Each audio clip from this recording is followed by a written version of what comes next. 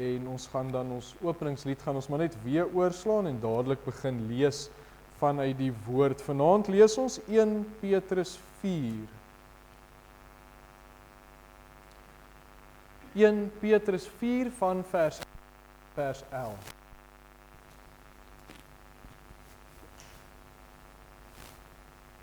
Terwyl ons daarna toe blaai, ons tema van die reeks vir ootmoediging deur rentmeesterskap en dan ons teks van die reeks is natuurlik Jakobus 4 vers 6 en 7 waar ons fokus op die woorde, maar aan die nederiges gee hy genade, onderwerp julle dan aan God. En lees ons vanaand 1 Petrus 4 van vers 1 af. Ek lees vir ons saam, omdat Christus dan vir ons na die vlees gelei het, moet julle heel ook wapen met dieselfde gedagte, dat wie na die vlees gelei het, opgehou het met die sonde, om die oorige tyd in die vlees meer volgens die begeerlikhede van die mense te leef nie, maar volgens die wil van God. Want is genoeg dat ons die afgelope lewenstyd die wil van die heidene volbring, handel in ongebondenheid, begeerlikheid, dronkenskap, brasserye, drinkpartye en ongeoorloofde afgoderye. Daarom vind hulle dit vreemd as julle nie saamloop in dieselfde uitgieting van losbandigheid nie en hulle laster. Hulle sal rekenskap gee aan hom wat gereed staan om die lewende en die dode te oordeel. Want daarom is ons ook aan die dode die evangelie verkondig, sodat hulle wel geoordeel kan word na die mens in die vlees, maar lewe na God in die gees. En die einde van alle dinge is naby. Wees dan ingetoe en nugter om te kan bid. Maar bo alles moet julle mekaar vurig lief hê, want die liefde sal 'n menigte sondes bedek. Wees gasvry jeens mekaar sonder om te murmureer.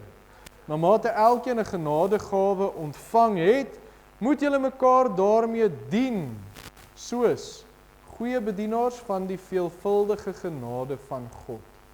As iemand spreek, laat dit wees soos woorde van God. As iemand dien, laat dit wees soos uitdaging verleen, sodat God in alles verheerlik kan word deur Jesus Christus, aan wie die heerlikheid en krag toekom tot in alle ewigheid. Amen. En met die amen gaan ons net daar volstaan vanaand met die lees van die woord van die Here. Ons teks van oordenking vers 10, na mate elkeen 'n genadegawe ontvang het, moet julle mekaar daarmee dien soos goeie bedienaars. En nou herken ons mos die woord bedienaars van 1 Korintiërs en ons weet hierdie woord ook in die Grieks, dieselfde woord daai oikonomos, so dit is weer eens rentmeesters. Soos goeie rentmeesters van die veelvuldige genade van God. En praat ons vanaand oor rentmeesters in verhoudings of verhoudinge.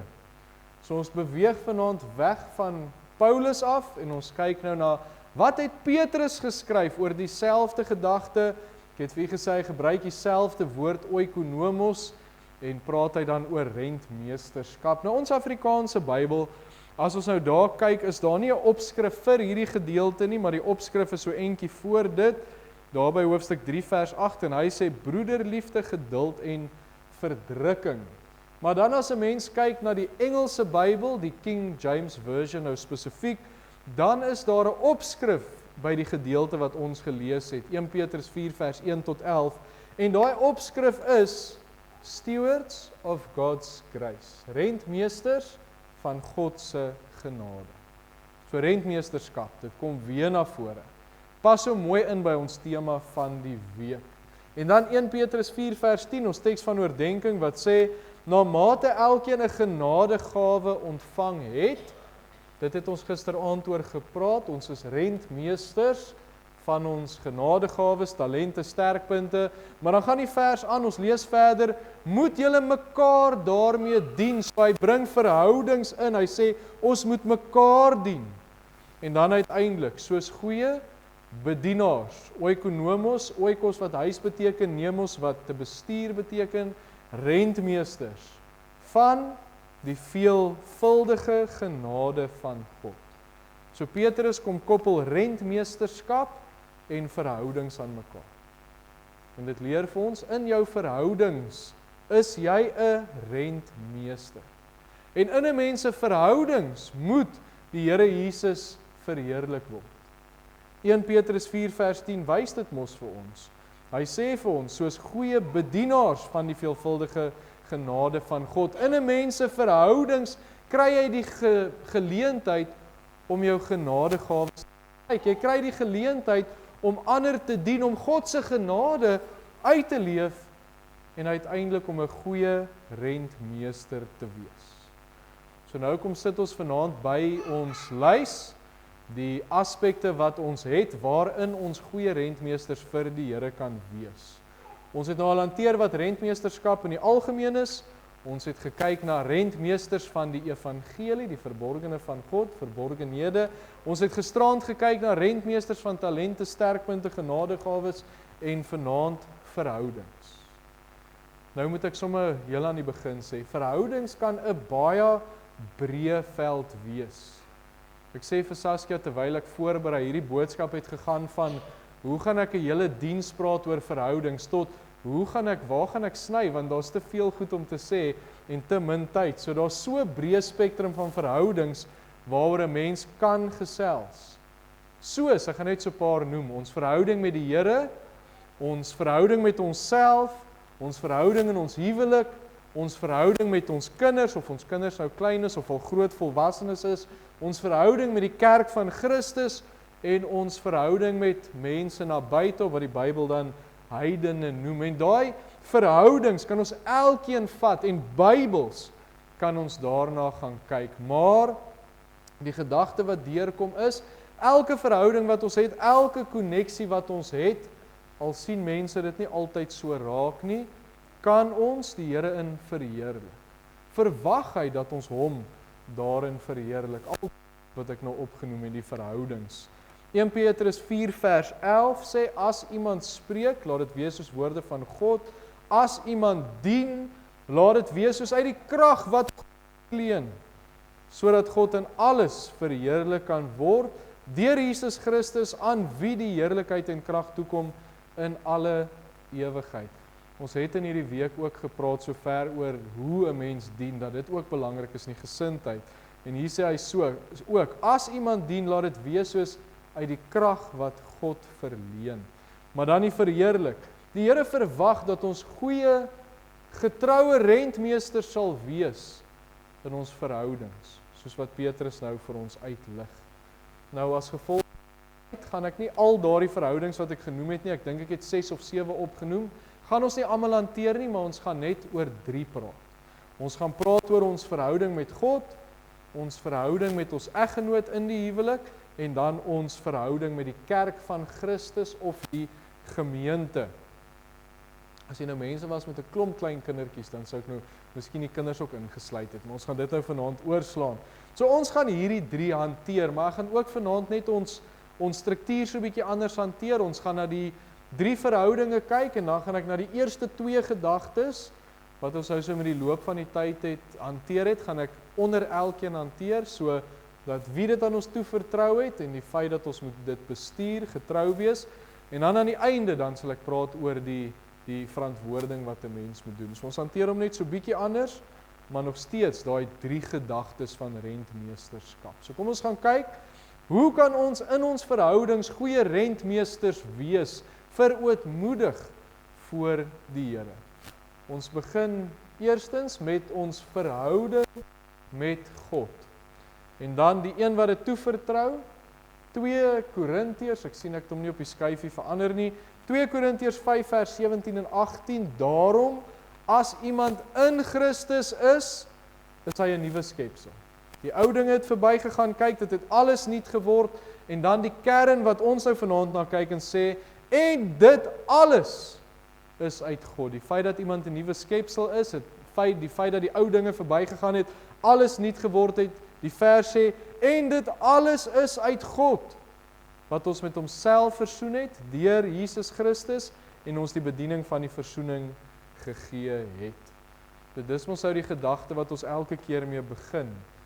Daar is 'n eienaar, daar is 'n persoon wat sy besitting of dit wat aan hom behoort, aan iemand toevertrou of hulle aanstel.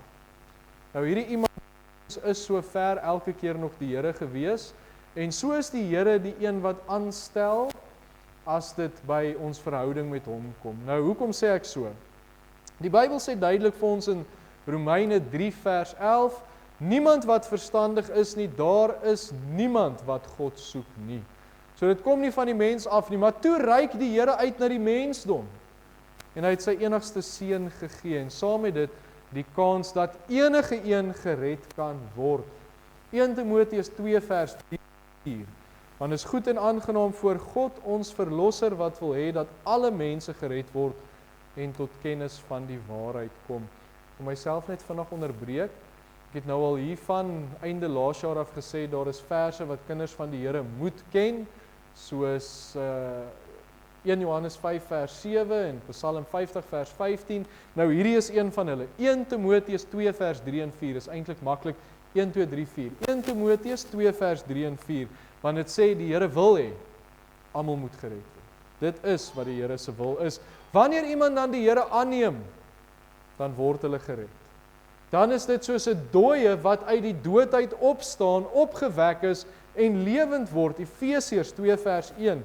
En julle het hy lewend gemaak wat dood was deur die misdade en die sonde. So die Here maak iemand geestelik lewend wat dood was. En hy stel daai persoon in staat om 'n lewende verhouding met hom te hê. Nou dis baie kort opgesom van daar in Romeine af, wat sê niemand soek God nie tot, waar ons uiteindelik sê hy het ons lewend gemaak. Maar die gedagte is, dit kom van die Here af. Hy gee krag, en dis hoekom 2 Korintiërs 5, wat ons gelees het, sê, en dit is alles uit God, dit kom van hom af. Hy stel iemand in staat om 'n lewende verhouding met hom te kan hê. En dit op sigself maak eintlik dat ons verootmoedig voor die Here, dat ons nederig is, want dit kom van hom af. Hierdie geestelike lewe wat ons het, die plek waar ons is, dit alles kom van hom af. En hy wil hê ons moet rentmeesters daarvan wees. Nou, waar kom ons in hierdie prentjie in? Want natuurlik, dit wat ons ontvang het is van die Here af, en hierdie rentmeesterskap begin eintlik by die feit dat ek moet seker maak, is ek geestelik lewend? Of is ek nog dood? 2 Korintiërs 13 vers 5, nou skryf Paulus natuurlik aan die gemeente in Korinte. Hy het in 1 Korintiërs baie tereggewys, want daar was baie sonde gewees en verskillende goed, en dan gaan hy na 2 Korintiërs toe en hy sê vir hulle, ondersoek julle self of julle in die geloof is. Hy sê, julle moet seker maak dat julle gered is. Maak seker, julle is kinders van die Here. Hy sê, stel julle self op die proef. Of is julle nie seker van julle self dat Jesus Christus in julle is nie? As julle ten minste nie verwerplik is nie. So hierdie rentmeesterskap begin by sekerheid. Is ek 'n kind van die Here? En dan, as ek daai sekerheid het, deur die Heilige Gees, Romeine 8 vers 16, as ons daai sekerheid het, dan besef ons ten volle, alles wat ons het is van die Here af. Ons besef, ons was geestelik dood. En saam met dit, ons kon niks goed in die oë van die Here doen nie. Mense wat, kom ons noem dit heidene wêrelds, is nie gered nie, probeer baie keer goeie dade doen, maar vir die Here beteken dit niks nie, want hulle is geestelik dood. Maar toe kom verander die Here dit in 'n oomblik. En ons het nou na Efesiërs 2 vers 1 gelees, nou Efesiërs 2 vers 5. Ook toe ons dood was deur die misdade, lewend gemaak saam met Christus, uit genade is julle gered. So in 'n oomblik het die Here dit kom verander. Nou kan ons in 'n verhouding met hom staan, nou kan ons goeie werke doen, en dit alles is net van die Here af. Efesiërs 2 vers 8, so bietjie aan. Sê hy, want uit genade is julle gered deur die geloof, en dit nie uit julleself nie, dit is 'n gawe van God. Hy sê letterlik, dit is 'n geskenk van die Here af, wat hy vir jou gee, dis iets wat hy aan jou toevertrou, is hierdie geestelike lewe wat jy ontvang. Die verhouding met die Here. So hierdie eerste gedagte van rentmeesterskap is, ons het 'n lewende verhouding met die Here, maar dis van hom af, dit is 'n gawe van God. En nou moet ons hierdie verhouding wat ons met die Here het, moet ons bestuur. Dis natuurlik ons tweede gedagte, aangestel om dit te bestuur in my verhouding met God. Ek sien ek het sy vers daarom verander. Johannes 17 vers 3, en dit is die ewige lewe, dat hulle U ken. Die enige waaragtige God en Jesus Christus wat U gestuur het. So ons is terug by die hoëpriesterlike gebed. Ek het al die hoëpriesterlike gebed aangehaal. Die Here Jesus is hier aan die woord en hy bid. Hy sê dankie vir God dat hy aan hom die mag gegee het om die ewige lewe te kan gee, wat nou die woorde is, wat hierdie geestelike lewend maak, wat dit alles is. En dan sê hy, wat is die rede hiervoor? Wat is die doel van die ewige lewe? En hy sê daar, dat hulle U ken. So hierdie ewige lewe, wedergeboorte, die geestelike lewe wat ons het, is in 'n groot mate om die Here te kan ken. God die Vader en Jesus Christus. 'n Mens ontvang die geestelike lewe om 'n verhouding met God te hê. En as rentmeesters, as kinders van die Here, moet ons ywerig hierin wees. Ons moet moeite doen met daardie verhouding. Ons vers vir die reeks is Jakobus 4 vers 6 en 7, en ons het baie gepraat oor die feit dat hy sê, onderwerp julle aan God, maar net die volgende vers, Jakobus 4 vers 8 sê, nader tot God en hy sal tot julle nader. Daai belofte. As rentmeesters wat verootmoedig is, wat hulle onderwerp aan die Here, wat moeite doen in hulle verhouding met hom, beweeg die Here ook nader aan hulle. Hoe doen ons dit? Hoe is ons ywerig in ons verhouding met die Here? En dit is eenvoudig om seker te maak, ons verhouding met die Here is reg, ons is op die regte plek. Kyk wat leer Petrus vir ons in 2 Petrus 3 vers 14. Hy sê, daarom, geliefdes, terwyl julle hierdie dinge verwag, beywer julle, so doen moeite, beywer julle, gee julle alles, dat julle vlekkeloos en onberispelik voor hom bevind mag word in vrede. So maak seker dat jy in die oë van die Here op die regte plek is. Net 'n paar verse aan, vers 18 sê hy, maar julle moet toeneem in die genade en kennis van ons Here Jesus en Saligmaker. Aan hom kom die eerlikheid toe nou sowel as in die dag van ewigheid. So hy sê, kyk of jy vir die Here onberispelik is, of jy op die regte plek is. Hoe doen 'n mens dit? Neem toe in die genade en kennis. En ons weet natuurlik hoe om dit te doen. Gaan nie so baie uitbrei nie. Ons neem toe in die genade en kennis van die Here deur tyd met die Here te spandeer. Tyd in die woord van God, tyd om stem van die Here te hoor en tyd in gebed. Om met die Here te praat. Ons het al baie gesê, gebed verander baie dinge, maar dit verander my ook. Dit verander my hart. Dit verander my verhouding met die Here. So as rentmeesters moet ons seker maak hierdie nuwe lewe wat ons by die Here ontvang het as 'n gawe, as 'n geskenk, ons werk aan daardie lewende verhouding wat ons met die Here het. Deur woord en deur gebed.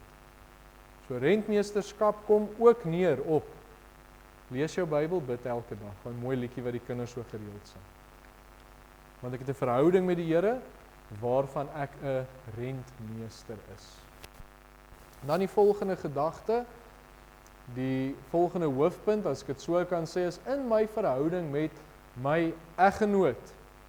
Ons begin weer met die een wat dit toevertrou, Matteus 19 vers 6, sodat hulle nie meer twee is nie, maar een vlees, want wat God dan saamgevoeg het, mag geen mens skei nie. Die Here Jesus is self aan die woord, die Fariseërs probeer die Here Jesus vasvra, hulle probeer hom in die versoeking lei, sê die woord, en hulle vra vir hom oor skei, maar mag mense nou skei woorde, en daarin wat ons gaan uitlig vanaand is, wat God dan saamgevoeg het. Wat leer dit vir ons? God is die een wat 'n man mekaar voeg. God is die een wat die gewer van 'n huwelik is. Hy is die eienaar, hy is die persoon wat dit toevertrou. En ons weet dit, vat 'n klompie tree terug, Adam en Eva, God is die skepper van die huwelik. Hy het Eva vir Adam gemaak, daar eet geskep, en so reg deur die eeue heen. God is die gewer van 'n huwelik, van 'n eggenoot. Nou as ons daai feit nou vanaand ter harte neem, dan sê ons vir mekaar, my eggenoot is van die Here af. En ons kan vir die Here dankie sê daarvoor. Dankie dat ons saamgevoeg het. Dankie dat ons daar is. En dis altyd vir my so mooi. Ek het nou weet toe ek vir Joshua en Joanne getrou het, dan 'n mens mos 'n huweliksformulier wat jy voorhou. En in hierdie huweliksformulier staan daar, om so deur die Here verenig te wees, is 'n voorreg en 'n belangrike verantwoordelikheid. En dit som dit eintlik vir ons so mooi op. Ons het dit van God ontvang, dis 'n voorreg, dis 'n vreugde, God verenig, maar saam met dit is daar verantwoordelikheid. Die Here is betrokke by die huwelik, en die feit dat die Here betrokke is daarby, sê ook vir ons moet rentmeesters daarvan wees. Ons is aangestel om dit te bestuur. Ons volgende vers hierso is Efesiërs 5 vers 23, want die man is die hoof van die vrou, Christus ook hoof is van die gemeente, en hy is die verlosser van die liggaam. Ek wens eintlik ons kon weer die hele Efesiërs 5 lees, maar ons gaan nou in verse daarin raak. Efesiërs 5 is 'n kragtige gedeelte as dit by die gemeente van Christus kom, maar ook as dit by huwelike kom. En hierdie vers en ander in die gedeelte sê vir ons, hoekom is die huwelik so uiters belangrik vir die Here? Hoekom is dit belangrik om 'n rentmeester te wees? Want die huwelik is die enigste beeld wat daar is vir hoe Christus voel en hoe hy optree teenoor sy gemeente. Die Here gebruik die voorbeeld van die huwelik om vir mense te wys, dis hoe sy verhouding met sy kerk lyk. So dis belangrik, dis baie belangrik. Want dit sê vir ons, wanneer iemand 'n gesonde Bybelse huwelik het, en wanneer hulle 'n goeie beeld na buite toe uitstraal, dan verheerlik dit die Here. En soos 'n rentmeester sy meester verheerlik deur sy eiendom goed te bestuur, kan ons as kinders van die Here hom verheerlik deur ons huwelike. Deur ons huwelike reg te bestuur. Nou hoe doen ons dit? Hoe bestuur 'n mens 'n Bybelse huwelik? Hoe maak ek seker my huwelik wat ek het verheerlik die Here? En dis eintlik ook eenvoudig. Ek moet net my Bybelse rol vervul. Nou wat is daardie rolle? Ek gaan baie vinnig verduidelik. Ons is nie met 'n huwelikseminar nodig nie. Besig nie, so ek gaan net so vinnig noem. Die rol van die vrou. Die rol van die vrou in die huwelik is 'n helper. Genesis 2 vers 18, ook het die Here God gesê, dis nie goed dat die mens alleen is nie, ek sal vir hom 'n hulp maak wat by hom pas. Nou sê baie mense maar 'n hulp, 'n helper, dis mos ou 'n rol om op neer te kyk. Definitief nie. Want weet jy wie gebruik ook presies hierdie rol in die woord van God in die Bybel? Die Nuwe Testament beskryf dit as die werk van die Heilige Gees. As die hulp van die Here Jesus. Johannes 14 vers 26, dit sê, maar die Trooster, die Heilige Gees wat die Vader in my naam sal stuur, hy sal julle alles leer en sal julle herinner aan alles wat ek vir julle gesê het. Nou ons Griekse woord vir vanaand, ons het ons elke aand nou al 'n Griekse woord. Ons Griekse woord vanaand is parakletos. Dit is trooster, die woord wat ons gelees het. Nou hierdie Griekse woord parakletos beteken iemand wat langs jou staan, daai woord para wat ek nou die dag verduidelik het met 'n vermaaning ook, parakaleo, maar hierdie is nou parakletos. Dis iemand wat langs jou staan en jou help, bystand bied. So dis 'n goeie rol om te vervul. Die Gees word verduidelik dat hy hierdie rol het. En dan is 'n rol om 'n man te respekteer. Efesiërs 5 vers 33, in alle gevalle moet elkeen van julle ook afsonderlik sy eie vrou lief hê, net soos homself, en die vrou moet die man eerbiedig. Wat is die man se rol in die huwelik? Twee dinge, twee hoofdinge. Ons kan baie daaroor praat, maar ek het gesê ek gaan dit kort hou. Twee hoofdinge, om te lei en om lief te hê. Efesiërs 5 vers 23, want die man is die hoof van die vrou, soos Christus die hoof is van die gemeente, en hy is die verlosser van die liggaam. So dit wys, die man het 'n verantwoordelikheid om leiding te gee aan sy vrou en aan sy gesin. En dan natuurlik liefde. Efesiërs 5 vers 25. Manne, julle moet julle eie vroue lief hê, soos Christus die gemeente lief gehad het en homself daarvoor oorgegee het. Dit is 'n besondere liefde wat die Here vir sy gemeente het, en dit wys net, 'n man moet 'n besondere liefde vir sy vrou hê, 'n opofferende liefde wat hy moet hê. Nou iets interessant wat ek raak gelees het toe ek nou voorberei hiervoor, is 'n persoon wat nou juis oor hierdie goed skryf, en hy sê 'n mens kan nie hierdie twee goed van mekaar skei nie. Lyding sonder liefde gee verdrukking. Hy het nou die Engelse woord gebruik, oppression, dit gee verdrukking. En dan sê hy, liefde sonder lyding veroorsaak net chaos. So hy het gesê die een kan nie sonder 'n ander nie. Die rol wat 'n man moet vervul is lyding en liefde. Wanneer ons rentmeesters van ons huwelike wil wees, moet ons hierdie rolle vervul en ons verheerlik die Here. Maar dis 'n wonderlike voorreg, iets wat 'n mens soveel vreugde kan bied, wat die woord sê dit moet vir ons vreugde ook die Here. Ons moet in ons verhouding met ons eggenoot die Here verheerlik. Ek het redelik vinnig deur die huwelik beweeg, maar kom ons kyk nou na die volgende gedagte. Dat ek net asemhaal. Saskia sê baie keer as ek vurig raak en opgewonde raak, dan praat ek vinniger en dan is ek soos 'n trein wat weghol, so laat ek net asemhaal. My verhouding met ander kinders van die Here, of dan die gemeente. As ons kyk na die een wat dit toevertrou, ons is terug by 1 Petrus 4 vers 10. Hy sê daar, ons het die vers vroeër 'n paar keer gelees, om weer, na mate elkeen 'n genadegawe ontvang het, moet julle mekaar daarmee dien, soos goeie bedienaars, of dan die woord rentmeesters van die veelvuldige genade van God. So dan net daai woorde, moet julle mekaar. Ons is terug by ons teks van oordenking. Petrus skryf in 'n gemeentelike opset, en hy sê om mekaar met genadegawes te dien. Nou die opskrif in die Afrikaanse Bybel, soos ek vir julle gesê het, so hier by hoofstuk 3 vers 8 is broederliefde, geduld en verdrukking. 'n goeie, nederige, onderworpe rentmeester ook met sy broeders, met ander kinders van die Here. Want wat gebeur?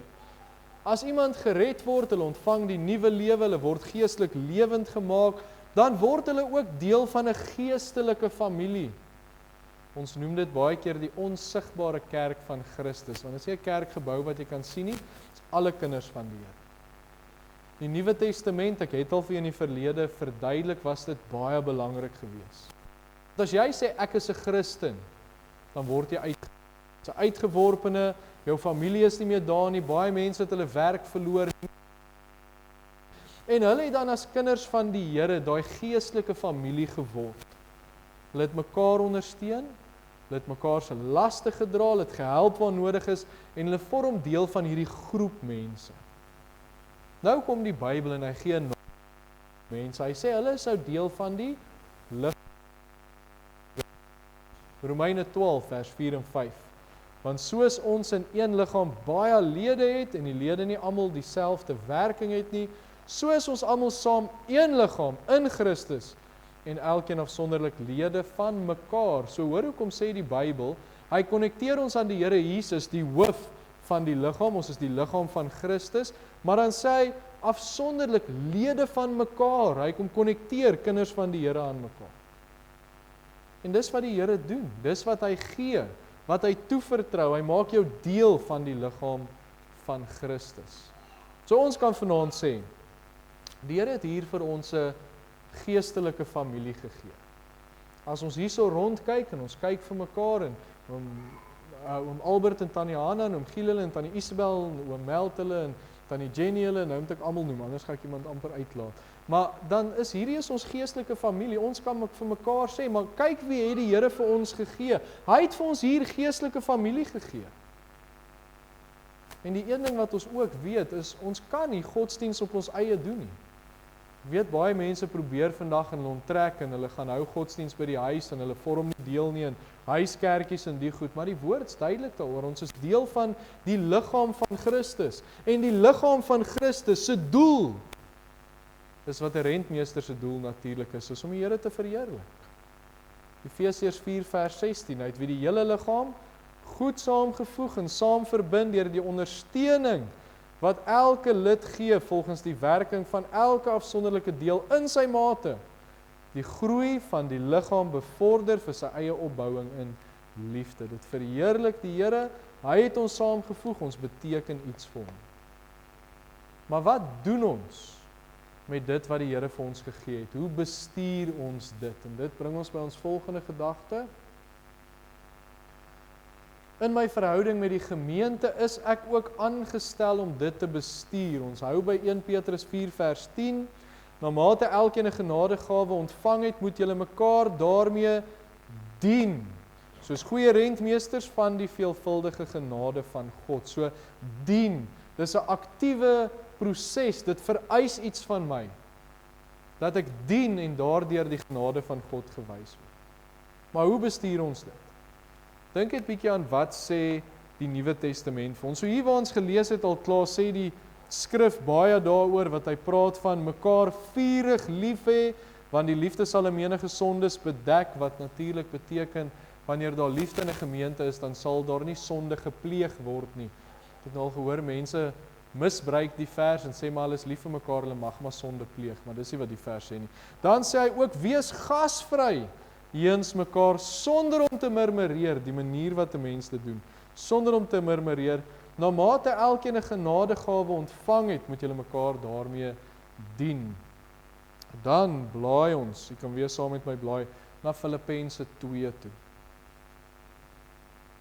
Daar's nou 2 dinge wat vir my uitstaan in hierdie reeks, en dit is, ons het elke keer 'n Griekse woord, en ons blaai elke keer na 'n gedeelte toe om dit saam te lees hier in die middel van die preek.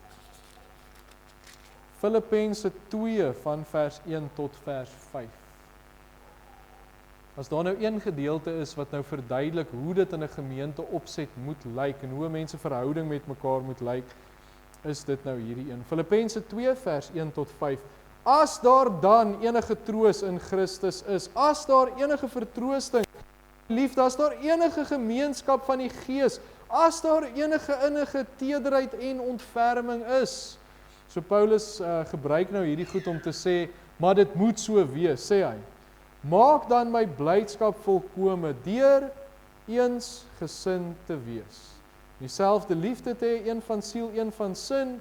Moenie iets doen uit selfsug of uit ydelle eer nie, maar in nederigheid moet die een die ander hoër ag as homself. So die verootmoediging kom ook in.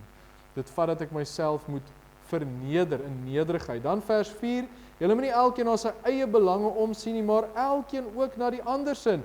Want hierdie gesindheid moet in julle wees wat ook was in Christus Jesus.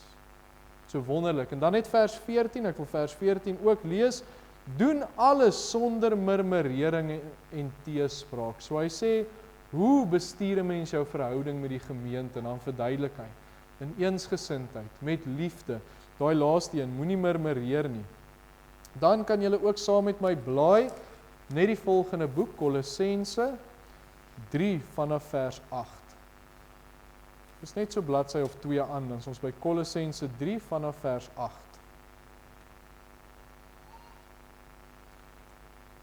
So hy praat nou met kinders van die Here, en hy sê nou vir hulle hoe hulle moet verander word, en nou kom hy by vers 8, hy sê, maar nou moet julle ook dit alles aflê, naamlik toorn, woede, boosheid, laster, skandelike taal uit julle mond. Nou hierdie is alles goed wat 'n mens teenoor iemand anders kan pleeg. Hy sê 'n mens moet dit aflê. Dan sê hy, lieg nie vir mekaar nie, omdat julle die ou mens afgelê het en julle heel met die nuwe mens beklee het wat vernuwe word tot kennis na die beeld van sy Skepper.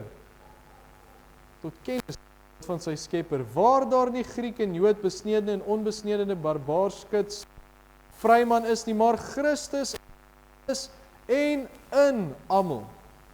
Beklee julle dan as uitverkorenes van God, heiliges en geliefdes, en hierdie goed is nou weer alles teenoor mekaar. Hy sê met innerlike ontferming.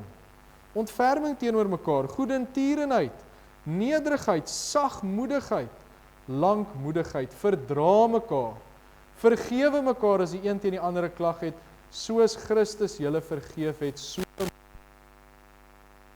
bo dit alles met die liefde, wat die band van die volmaaktheid is. En laat die vrede van God, waar julle ook in een liggaam geroep is, in julle harte heers en wees dankbaar.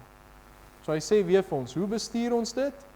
Nou staan die woorde vir my uit, verdra mekaar, vergewe mekaar, en daai liefde moet daar wees. As ons sou terugdink aan 1 Petrus, mekaar vurig lief hê.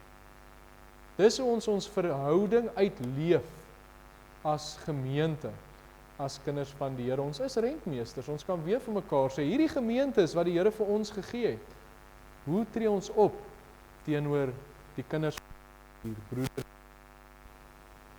En dan, gaan net so vinnig noem, na mense na buite, het ek nou eintlik, toe ons oor die evangelie gepraat het, het ek baie aangeraak, hoe lyk ons verhouding na mense van buite, en die manier wat ons die evangelie moet uitdra, en ek dink ons tema van die jaar sluit baie sterk daarbey aan, die sout van die aarde, die lig van die wêreld. Hulle moet sien, hulle moet hoor, dit gaan oor Christus. Maar dan bring ons nou hierdie verhouding saam, dit wat ons oor gepraat het, ons verhouding met God, ons verhouding met ons eggenoot, ons verhouding met ons gemeente, en ons sê laaste vir mekaar, daar sal verantwoording wees. Romeine 14 vers 12, so sal elkeen van ons dan vir homself aan God rekenskap gee. So hieroor gaan ek nou nie vanaand baie uitbrei nie, maar wat ek wel wil noem is wat ons al tot dusver genoem het. Ons vat gisteraand se skriflesing as 'n voorbeeld, met die man wat op reis wou gaan, en hy het mos sy goed aan sy dienaars toevertrou, en hy het vir hulle gesê om getrou daarin te wees. So het die Here vir ons hierdie verhoudings in ons lewe gegee, en ons moet getrou wees. Want soos daai man wat op reis gegaan het, gaan die Here met ons kom afreken. Ons gaan verantwoording doen. Die Here gaan vir my sê, hoe lyk jou verhouding met my? Hoe lyk jou verhouding met jou eggenoot? Hoe lyk jou met die gemeente, met ander kinders van die Here? Ek gaan verantwoording doen, en mag ek ook in hierdie opsig getrou bevind word. Hoor nog steeds daai woorde wat ons gisteraand gelees het, mooi so, goeie getroue diensknegt. Dis wat ons wil hoor. En daarmee sluit ek af. As rentmeesters het die Here ons met alles in ons lewe toevertrou. Ons het tot dusver gepraat oor die evangelie, ons het gepraat oor ons talente, en ook vanaand oor ons verhoudings in ons lewe. En ons kan al daai verhoudings opnoem, wat ek aan die begin genoem het, maar ons het na die 3 gekyk. My verhouding met die Here, my verhouding met my eggenoot, my verhouding met die gemeente. En die Here verwag dat ek getrou sal wees aan hom in hierdie verhoudings, en dat hierdie verhoudings hom sal vereer. Dit vat verootmoediging, dit vat om te sê, Here, U kom eerste, ook in my verhoudings, of dit nou watter verhouding is waaroor ons gepraat het, maar ons wil getroue, goeie rentmeesters wees. So ons wil ons verootmoedig voor die Here, ons wil ons onderwerp en opnuut vir die Here sê, ons wil U dien, ook deur ons verhoudings. Goeie rentmeesters van ons verhoudings. Amen. Kom ons buig die hoofde en dan bid ons saam. Wonderlike Here, ons kom sê vir U dankie, dat U weer eens deur U woord met ons kom spreek het, en Here, bid ons dat U vir ons getrou sal bevind. As dit by ons verhoudings kom, Here, en ons het vanaand maar net van hulle aangeraak, maar ons weet, ons kan hierdie kerngedaagtes deurtrek na al ons verhoudings toe, en maar net vra, Here, maar verheerlik ons U deur ons verhoudings. En ons bid, Here, dat U vir ons lig daarop sal werp, en dat ons sal seker wees, ons is goeie rentmeesters. Ons bid wees so, Here, vir die wat vanaand hier is, dat U met elkeen van ons sal wees op die pad huis toe, elkeen sal veilig hou, ook van ons gemeente wat Langebaan toe ry, en dan ook so vir oom Harry en oom Piet wat môre Kaap toe ry. Ons hou aanbid, Here, vir U hand van beskerming, ook oor ons paaie heen. Ons sê dankie, ons bid dit in Jesus se wonderlike naam. Amen. Mag nou die genade van die Here Jesus Christus, ons Verlosser, en die liefde van God, ons Vader, en die gemeenskap van die Gees met U wees en bly. Amen.